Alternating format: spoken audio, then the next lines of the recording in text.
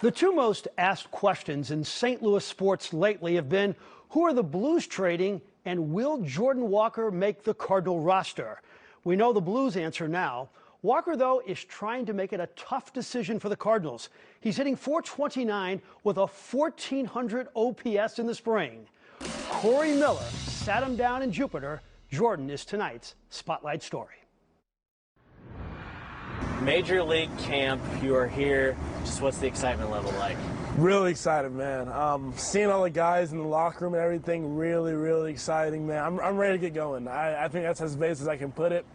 But, you know, having all these coaches here as well, with the big league coaches, learning everybody, you know, getting to know everybody, that's pretty special too, because I take pride in, you know, learning people and getting to know them, making relationships with them. So getting that opportunity in this spring training is what I'm really looking forward to. What has been the hardest part about maybe the last year and a half transitioning to the outfield? Right. Just what's the biggest challenge been? Definitely the reads. The reads are tough, man. Low line drives, the ones that are in the gap that just take off on you. So I really do commend my outfielders, teammates in Double-A really helped me out, especially Mike Antico. He's really helped me, but also Chase Pender, Justin Turner.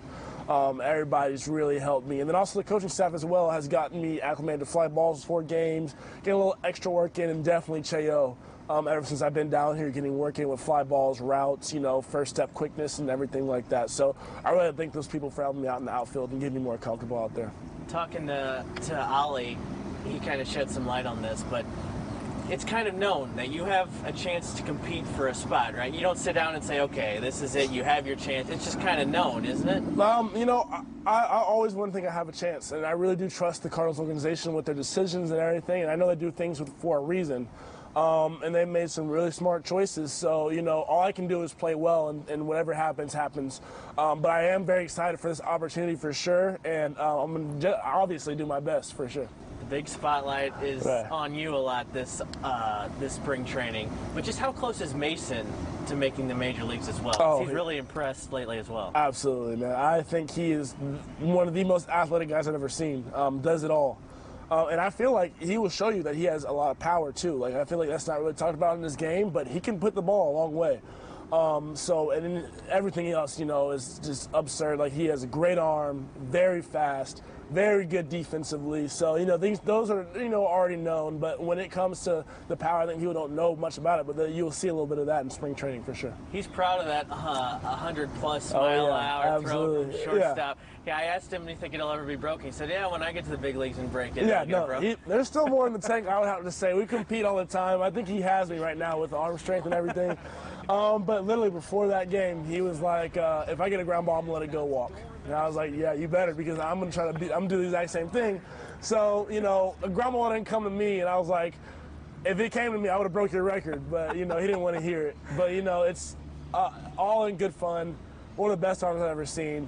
Just really talented all the way around. How much do you think the competition of this camp is going to bring out the best in you? Because Ali and Mo have both said there is legitimate competition. Absolutely. I mean, wow, I am really impressed with the Cardinals. All their fielders are elite. You know, I've got to see Lars Newbar hit, Juan Yepes, Donovan, and even Arenado a little bit hit and things like that.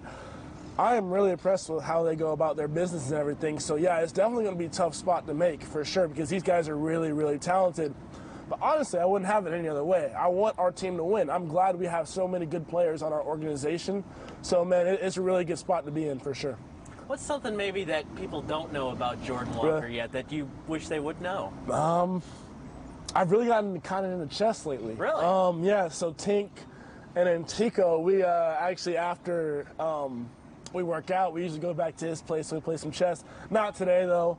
But yeah, I think we really got into the game of chess, so we've been playing each other, and I've been, you know, enjoying chess a lot, and then also video games. New Harry Potter video game just came out. I've been playing a lot of that. You got it. I have it. Is it worth it? I've put so much time into that game. Very good game. So yeah, Harry Potter video game, chess, you know, just those type of things. You know what I'm saying? That's what I'm really into. Chess and baseball, kind of the match between the batter and pitcher. Is there something kind of there, man? I hope so. I feel like if I get better at chess, maybe I'll get better at baseball. Who knows? For sure. Last thing. I think I've asked you this the other 2 times I've interviewed you, but now you're closer than ever. Just visualizing yourself at Busch Stadium, stepping in the batter's box, just how often do you think about it now? All the time. All the time. Dream about it, thought about it ever since I got drafted. As I said, it's my goal to get to the big league, so obviously I'm going to think about it a lot. So it's been on my mind quite a bit, and, you know, there's a lot of work to get there, but I'm ready to do it, for sure.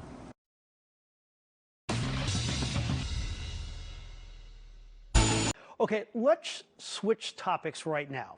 Jackie Joyner-Kersee and Curtis Francois have done a lot for this area individually. And in tonight's Cardinal Buick GMC Sunday Conversation, we're going to find out just how these two titans are working together to benefit the region. And it's a pleasure to welcome to the program the owner and president of Worldwide Technology Raceway, Curtis Francois, and the great 6-time Olympic medalist, Jackie Joyner-Kersee. Good to be with you.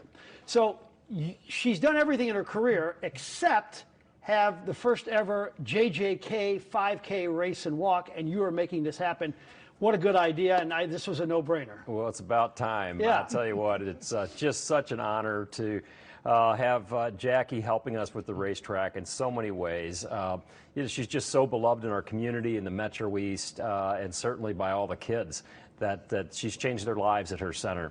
And just amazing that she would honor us, become our Grand Marshal at the Enjoy Illinois 300, and we are thrilled.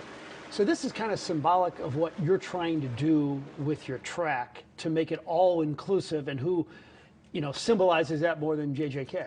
Yeah, without a doubt.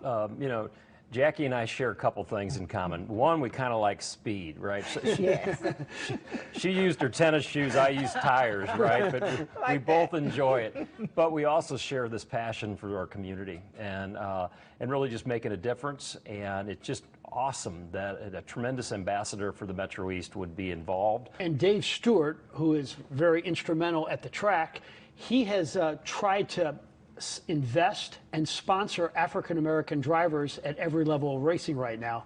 And I know everybody's wild about Dave. Yeah, I mean, he's a special man. Special in so many ways. The commitment he's made to the region, but then also to the world. And not only, you talk about Dave and his commitment to African-American drivers, you know, the Wendell Scott Foundation and family, really bringing that legacy, continue to bring that legacy to the forefront. And when Bubba Wallace was part of the team at one time, but it really helps to inspire a generation. Now, I've seen you at the track for some big races in the past. How much are you into auto racing nowadays? You know what? I've been into auto racing for a very long time. A lot of people weren't aware of that, but it was great being able to have a NASCAR Cup come here. I don't know what I could do if I was behind the wheel besides panic. Weren't you in for one lap, one race a long time ago? Yes, I was in How there. How fast did you go? Oh, too fast. You know, the one thing you don't do, you know, when you're inexperienced, you don't look behind.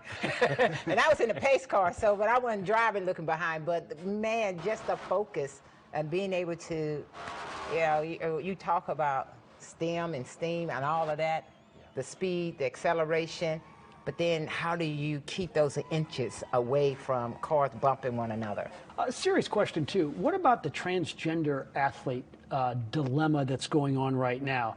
I know you are a person for all-inclusive, but would you want a biological male competing against you in big-time events? No. And it's tough right now, and I feel for those student athletes that are competing, female athletes. And yes, it's one thing to be all-inclusive. You want everybody to have opportunity. I want them to be able to have opportunity, but I do think it could be a disadvantage. So Sports Illustrated once named you the greatest female athlete ever. So I think many people would be answering, well, I got to meet Jackie Joyner-Kersee. But how about you? Who did you meet and you were surprised that they knew who I am? I mean, you've met everybody, but who would be one person? Oh, Frank, why you do that to me? I mean, have you met Muhammad Ali? Yes. Well, there's a good starting point. Have you met President Obama? Yes. Who haven't you met? Yeah, you know, Muhammad Ali, yes, great one. You know, we were actually we're founders of Athletes for Hope, and so many of us, and, you know, and it's just, I've been blessed to be in a position to meet people from all walks of life. And you know what's cool about Curtis is before every one of these big races, he is shaking hands with every fan. I didn't see you doing that before races. Well, you didn't get out there early enough. So right before you're winning the gold, you're shaking hands with right. people. Yeah. Curtis, Jackie, thanks so much for coming by. I really appreciate it. Thank you.